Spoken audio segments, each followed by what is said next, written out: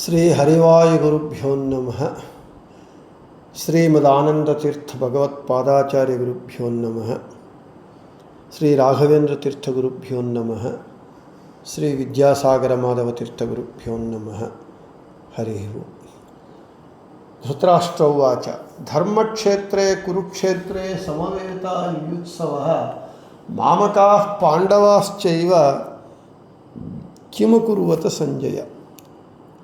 శ్రీ భగవానువాచ అశోచ్యానన్వశోచస్త్వం ప్రజ్ఞావాదాంశ్చ భాషసే గతాసూ నగతాసూశ్చ నానుశోచంతి పండితాః.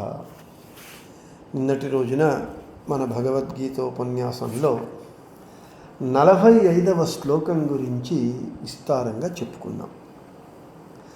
త్రైగుణ్య విషయా వేదా నిస్త్రైగుణ్యో భవార్జున నిర్ద్వంద్వో నిత్య సత్వస్థో నిర్యోగక్షేమ ఆత్మవాన్. అంటే వేదముల యొక్క ముఖ్యమైనటువంటి ఉద్దేశం ఏమిటి అని అంటే భగవంతుణ్ణి తెలియజేయటమే కానీ నశ్వరమైనటువంటి స్వర్గాది ఫలములను ఇచ్చేటటువంటి కర్మలను చెయ్యమని చెప్పటం కాదు అని చెప్పుకున్నాం. ఇంకా చెబుతున్నాడు అర్జునునికి కృష్ణుడు 46వ శ్లోకంలో ఈ విధంగా చెబుతున్నాడు. యావానర్థ ఉదపానే సర్వతః సంప్లుతోదకే తావాన్ సర్వేషు వేదేషు బ్రాహ్మణస్య విజానతః. హే అర్జున, పూర్తిగా అంటే సంపూర్ణంగా నీళ్లతో నిండినటువంటి సముద్రమునందు మిగిలినటువంటి జలాశయముల వలన ఏ ఏ ప్రయోజనములు దొరుకుతాయో అవన్నీ దొరుకుతాయి. అదేవిధంగా అన్ని వేదములందు చెప్పబడినటువంటి కామ్య కర్మలు వాటి చేత దొరికేటటువంటి స్వర్గము మొదలైనటువంటి నశ్వర ఫలములు భగవంతుని పరోక్షంగా తెలియజేస్తాయి వేదాలు. ఆ భగవంతుని పరోక్ష జ్ఞానము వచ్చిన తరువాత సాధనము చేత అపరోక్ష జ్ఞానము భగవంతునికి జీవునికి దొరుకుతుంది. అంటే ఈ భగవంతుని అపరోక్ష జ్ఞానము దర్శనము అనేటటువంటి పెద్ద ఫలమునందు ఈ స్వర్గాది ఫలాలు దానిలో అంతర్లీనంగా ఉంటాయి. కాబట్టి వేదములు ముఖ్యంగా భగవంతుణ్ణి తెలియజేస్తున్నాయి అని చెబుతున్నారు. ఇంకా ఎందుకు అలా చెబుతున్నారు అని అంటే, మనము చిన్నపిల్లలు బడికి వెళ్ళటానికి మనం ఏం చేస్తాము, మామూలుగా చాక్లెట్లు ఇస్తాము. ఒక వారం రోజులు ఒక నెల రోజులు ఇస్తాము. తరువాత చాక్లెట్లను ఇవ్వడం మానేస్తాము. వాడుగా స్కూలుకు వెళతాడు, బడికి వెళతాడు. అక్కడ పిల్లవానికి చాక్లెట్లు ఇవ్వడం ఉద్దేశం కాదు. మనకు చాక్లెట్లు అనేటటువంటి ఒక ఆకర్షణను చూపించి వాడు ప్రతినిత్యము మారాము చేయకుండా బడికి వెళ్ళడానికి పంపడమే మన ఉద్దేశం. ఎప్పుడైతే మన ఉద్దేశం నెరవేరిందో వానికి చాక్లెట్లు ఇవ్వడం మానేస్తాము, వాడు అడగడము మానేస్తాడు. అదేవిధంగా ఈ స్వర్గాది నశ్వర ఫలములను పొందేటటువంటి కర్మలను వేదములు ఎందుకు చెబుతున్నాయి అని అంటే, నిత్య ఫలమైనటువంటి మోక్షాన్ని ఇచ్చేటటువంటి భగవంతుని జ్ఞానాన్ని తెలుసుకోవడానికి, వాటి మీద శ్రద్ధ పెరగడానికి చిన్నపిల్లలకు చాక్లెట్లు ఇచ్చినట్లుగా ఈ స్వర్గాది నశ్వర ఫలములు పొందేటటువంటి కర్మలను కూడా తెలియజేస్తూ ఉన్నాయి అనేది మనం ఇక్కడ గుర్తుపెట్టుకోవాలి అని మనకు చెబుతున్నారు. సంప్లుతోదకే అంటే పరిపూర్ణమైనటువంటి జలాశయం. ఉదపానే అని ఇక్కడ వస్తాం. ఉదపానే అంటే ఒక చిన్న జలాశయము. ఇక్కడ మనకు బ్రహ్మజ్ఞాని అంటే వాడేమంటూ ఉన్నాడు, భగవంతుని ఎవడైతే భగవంతుని జ్ఞానాన్ని పొంది ఉంటాడో వాడు బ్రాహ్మణుడు అని చెప్తారు. బ్రహ్మ అనతి గచ్చతి ఇతి అని. భగవంతుని జ్ఞానము పొందినటువంటి వానికి ఈ కామ్య కర్మలు వలన ఈ మనకు ఈ ఫలము కావాలి అనేటటువంటి కర్మలు చేస్తాం కదా, దానివల్ల కర్మల చేత వచ్చేటటువంటి ఫలము బ్రహ్మజ్ఞానికి వస్తుందా రాదా అనేటటువంటి ప్రశ్న. అయితే బ్రహ్మజ్ఞానికి దొరికేటటువంటి ఫలము సముద్రములాగా పెద్దది అయితే, సముద్రపు నీరులాగా పెద్ద ఫలమైతే, కామ్య కర్మలు చేసేటటువంటి వానికి దొరికేటటువంటి నశ్వరమైనటువంటి ఫలములు బావిలో ఎంత నీళ్లు పడతాయి? కొద్ది నీళ్లు. ఆ బావిలో నీరు అంత ఫలము మాత్రమే. కాబట్టి ఈ విధంగా నీవు సముద్రములో ఉన్న జలం ఎంత, చిన్న బావిలో ఉన్న జలం ఎంత. కాబట్టి వాటికి వీటికి నీవు పోలిక పెట్టవద్దు. వేదములు కేవలము నశ్వర ఫలములను ఇచ్చేటటువంటి కర్మలను మాత్రమే చెప్పటం లేదు, ముఖ్యంగా భగవంతుణ్ణి తెలియజేస్తూ ఉన్నాయి. ఆ భగవంతుణ్ణి ఎందుకు తెలియజేస్తున్నాయి అని అంటే, మనము శాశ్వతమైనటువంటి సుఖమనేటటువంటి మోక్షాన్ని పొందడానికి ఆ మోక్ష సుఖము ఇచ్చేటటువంటి వాడు భగవంతుడొక్కడే. కాబట్టి అటువంటి భగవంతుని జ్ఞానాన్ని ఇస్తూ ఉన్నదే కానీ వేదములు ఇస్తున్నాయే కానీ వేదములు కేవలము ఈ నశ్వరమైనటువంటి ఫలములు కావు అని చెబుతూ ఉన్నారు భగవంతుడు. ఇక్కడ మనకు సర్వతః సంప్లుతోదకే అని చెప్తూ ఉన్నారు. వ్యాఖ్యానకారుల వారు చెబుతారు, ప్రళయకాలమునందు ఉన్నటువంటి నీటి యందు అని అర్థం చెబుతూ ఉన్నారు. ఇక్కడ మనకు సంప్లుతోదకే అంటే పూర్ణమైనటువంటి జలాశయము అని ఒక అర్థం. ఇక ఉదపానే అని మనకు ఒక పదం వచ్చింది ఇక్కడ ఈ శ్లోకంలో. ఉదపానే అంటే ఉత్ అప అనహ పదాన్ని విడదీస్తే, ఉత్ అంటే శ్రేష్టమైనటువంటి వాడు, అప అంటే ఇంకొక రక్షకుడు తనకు లేనటువంటి వాడు, అనహ అంటే క్రియాశక్తిని ఇచ్చేటటువంటి వాడు. కాబట్టి ఉదపాన అని అంటే భగవంతుడు అని అర్థం.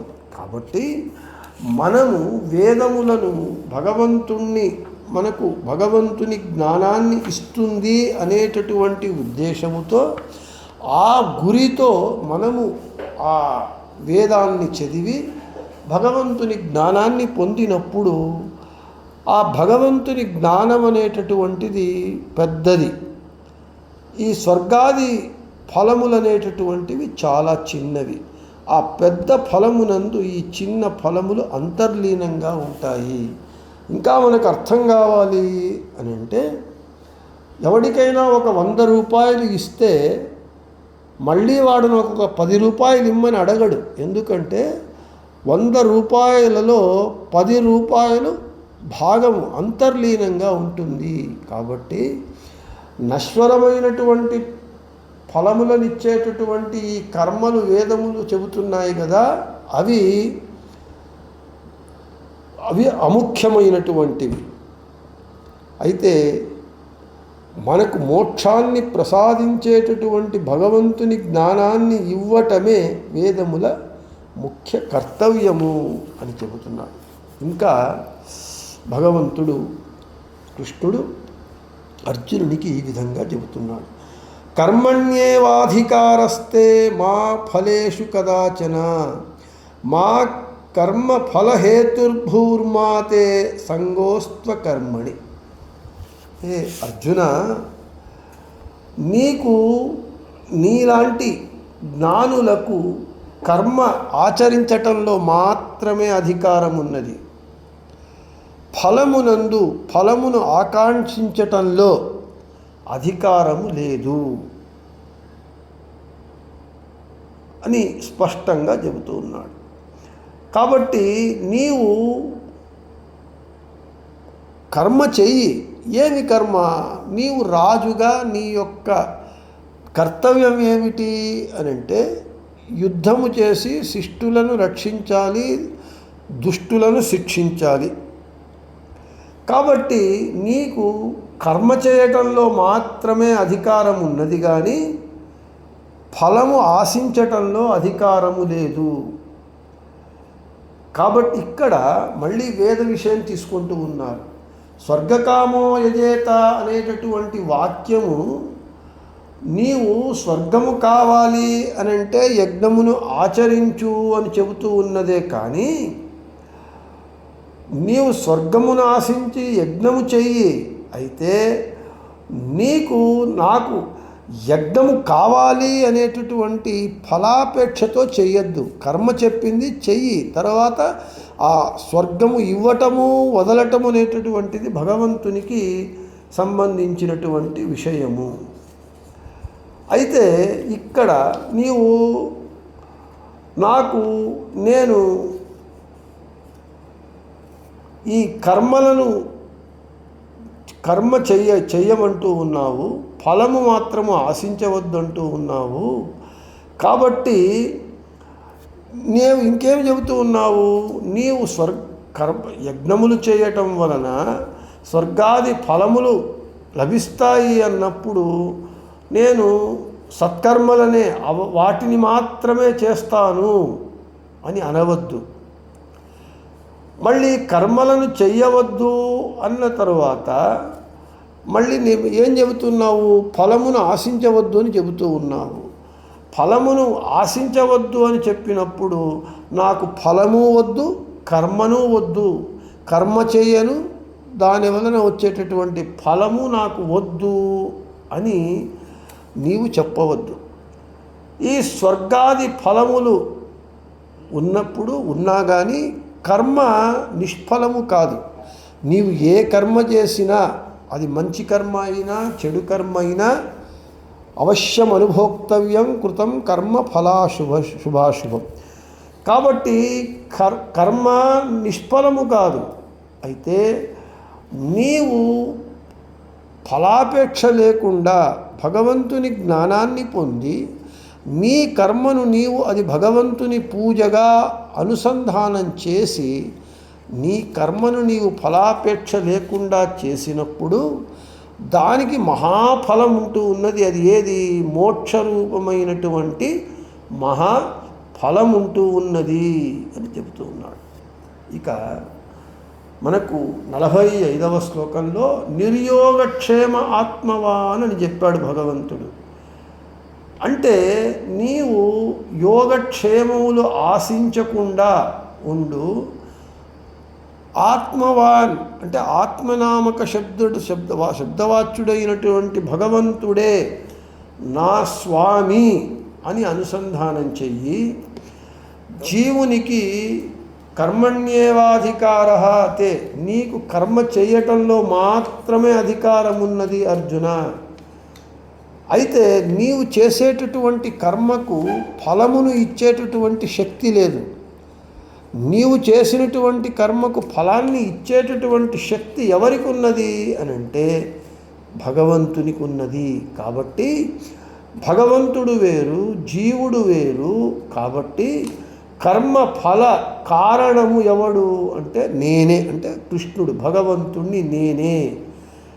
అయితే అలా నీవు భావించకుండా కర్మ చేయటము చేసేవాడిని నేనే, ఆ కర్మ ఫల కారణకర్తను నేనే అనేటటువంటి భావన ఎప్పుడు చేయవద్దు. ఎందుకంటే నీకు కర్మయందు అధికారం ఉన్నది కానీ ఆ కర్మ ఫలము మీద అధికారము లేదు.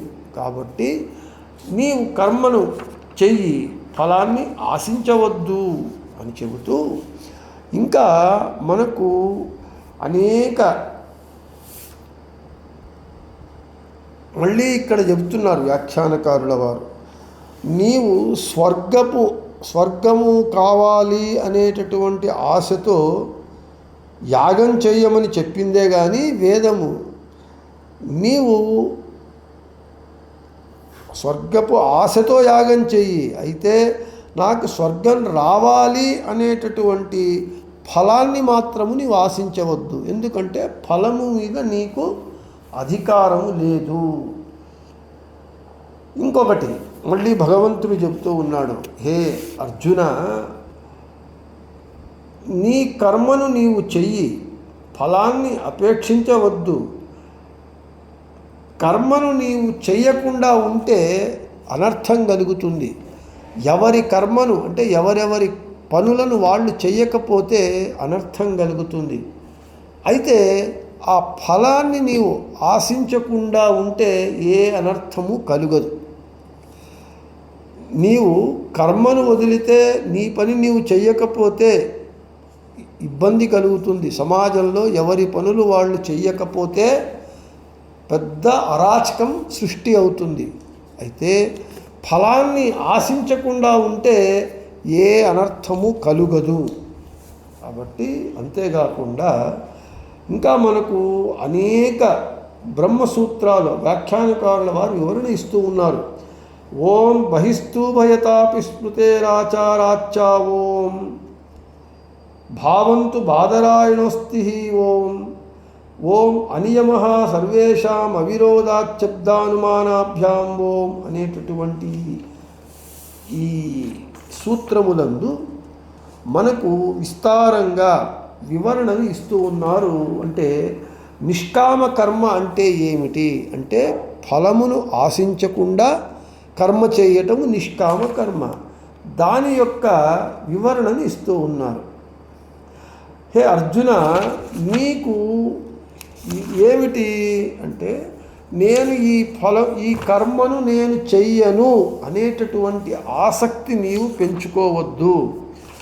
ఈ కర్మను అంటే నేను చెయ్యాలి, ఈ కర్మ నేను చెయ్యకూడదు, వద్దు అనేటటువంటి ఆశను ఆసక్తిని నీలో పెంచుకోవద్దు అని చెప్తూ ఉన్నాడు భగవంతుడు. ఇంకా నిష్కామ కర్మ అంటే ఏమిటి, దాని ఆ వివరణని ఒక్కొక్క బ్రహ్మసూత్రమునందు ఈ విధంగా మనకు చెబుతూ ఉన్నాడు. ఓం బహిస్తూ భయతాపి స్మృతేరాచారాచ్చా ఓం అని. అంటే ఈ బ్రహ్మసూత్రము వలన మనకి ఏం తెలుస్తూ ఉన్నది అంటే నిష్కామ కర్మ అంటే ఏ ప్రతిఫలమును అపేక్షించకుండా యాంత్రికంగా కర్మ చేయటమని అర్థం కాదు. నిష్కామ కర్మ అంటే నాకే ఫలము వద్దు అని మెకానికల్గా యాంత్రికంగా పనిచేయటం అనేది అర్థం కాదు. నిష్కామ కర్మ అంటే అర్థం ఏమిటి అని ఈ సూత్రం చెబుతూ ఉన్నది బ్రహ్మసూత్రం. లౌకికమైనటువంటి ఐహికమైనటువంటి ఫలాన్ని ఆశించకుండా భగవంతుని జ్ఞానము నాకు వచ్చుగాక, నేను చేసినటువంటి సత్కర్మ చేత భగవంతుడు ప్రీతుడగుగాక అనేటటువంటి సాత్వికమైనటువంటి అపేక్షను ఆశను పెట్టుకొని కర్మ చేయటమే నిష్కామ కర్మాచరణము అని ఈ సూత్రం చెబుతూ ఉన్నది. ఇక ఓం అనియమః సర్వేషాం అవిరోధాచ్చాబ్దానుమానాభ్యాం ఓం అనేటటువంటి సూత్రం ఏం చెబుతూ ఉన్నది అని అంటే ఈ బ్రహ్మసూత్రము అందరి అపరోక్ష జ్ఞానులకు మోక్షము తప్పకుండా లభిస్తుంది. ఎవరెవరికి భగవంతుని అపరోక్ష జ్ఞానము అయి ఉంటుందో వాళ్ళందరికీ మోక్షము ఖచ్చితంగా లభిస్తుంది. ఓం భావంతు బాదరాయణోస్తి ఓం అనేటటువంటి ఈ సూత్రం ఏం చెబుతూ ఉన్నది అనంటే ఎవడైతే మనకు ఫలాపేక్ష రహితంగా ఎవడు ఉపాసన చేస్తాడు, భగవంతుణ్ణి ధ్యానిస్తాడు, వానికి అనేక పదవులు లభించటమే కాకుండా మోక్షమునందు ఆనంద అభివృద్ధి కూడా కలుగుతుంది. కాబట్టి ఈ సూత్రము చేత జ్ఞానులు చేసేటటువంటి కర్మకు కూడా ఫలము ఉంటూ ఉన్నది అని తెలుస్తూ ఉన్నది అని చెబుతూ ఉన్నారు. కాబట్టి ఇంకా ఓం ఫలమత ఉపపత్తే ఓం అనేటటువంటి ఈ బ్రహ్మసూత్రము ఏం చెబుతూ ఉన్నది, నీవు కర్మ చేయటమే నీ యొక్క జీవుని కర్తవ్యము. ఆ కర్మ ఫల ప్రదాత భగవంతుడు. నీ కర్మానికి పనికి ఫలాన్ని ఇచ్చేటటువంటి వాడు మాత్రము భగవంతుడు, నీవు కాదు. కర్మ ఫలమునకు కారణము భగవంతుడు. కర్మ ఫలహేతు అంటే నీవు కర్మ ఫలానికి కారణము ఎవరయ్యా అంటే భగవంతుడు మాత్రమే, నీవు కాదు అని స్పష్టంగా భగవంతుడు చెబుతూ ఉన్నాడు. ఇంకా మనకు ఇక చేసినటువంటి కర్మకు ఫలమే లేదు అన్నప్పుడు ఇక కర్మ ఎందుకు చేయాలి అనేటటువంటి ప్రశ్న వస్తుంది. దానికి సమాధానం ఏమిటి అంటే ఇదే శ్లోకంలో చెబుతూ ఉన్నాడు భగవంతుడు, మాతే సంగోస్తు అకర్మణి అని చెప్తూ ఉన్నాడు. ఏమని, నీవు కర్మను చెయ్యి ఫలమును అపేక్షించవద్దు అన్నప్పుడు నీకు నాకు ఇంత కష్టపడి కర్మ చేసినప్పుడు ఫలమే లేదు, ఫలమును అపేక్షించవద్దు అని అనుకుంటావా? వద్దు. దానికి మాతే సంగోస్తు అకర్మణి. నీకు నీలాంటి జ్ఞానులు అందరికీ అకర్మణి అంటే కర్మ చెయ్యకుండా ఉండటమునందు సంగః ఆసక్తి రాకుండా ఉండుగాక. అంటే ఈ కర్మ నేను ఎందుకు చేయాలి, చేయవలసిన వద్దు అనేటటువంటి అనాసక్తి, కర్మ చెయ్యటంలో నీకు అనాసక్తి రాకుండా ఉండుగాక. అదే చెప్తున్నారు, మాతే సంగోస్త్వకర్మణి. కర్మ చెయ్యకుండా ఉండటము అనేటటువంటి ఆ విషయమునందు నీకు ఆసక్తి వద్దు, అనాసక్తిని చూపించు. అర్థాత్ కర్మ చెయ్యటంలో ఆసక్తిని చూపించు. కర్మ చెయ్యి నీ కర్మను, అయితే ఫలమును ఆశించవద్దు. ఫల ప్రదాత హేతువు భగవంతుడు. ఈ తత్వాన్ని తెలుసుకొని నీ యొక్క కర్మ, నీ యొక్క ధర్మము, కర్తవ్యము అయినటువంటిది రాజధర్మ కర్తవ్యము ఏమిటి అనంటే యుద్ధము చేసి దుష్టులను శిక్షించి శిష్టులను సంరక్షించి ధర్మాన్ని పరిరక్షించి రాజ్యాన్ని పాలించటము నీ ధర్మము. కాబట్టి నీవు చెయ్యి అని చెబుతూ ఈ 2 శ్లోకాలలో భగవంతుడు చెప్పినాడు అని చెబుతూ ఇక రేపు యోగస్థః కురు కర్మాణి సంగం త్యక్త్వా ధనంజయ సిద్ధసిద్ధ్యోః సమో భూత్వా సమత్వం యోగ ఉచ్యతే. కాబట్టి రేపు ఇంకా విస్తారంగా భగవంతుడు చెబుతూ ఉన్నాడు. ఆ విషయాలను రేపు చెప్పుకుందామని చెబుతూ శ్రీకృష్ణార్పణమస్తు, మధ్యేశార్పణమస్తు. అందరికీ శుభమస్తు.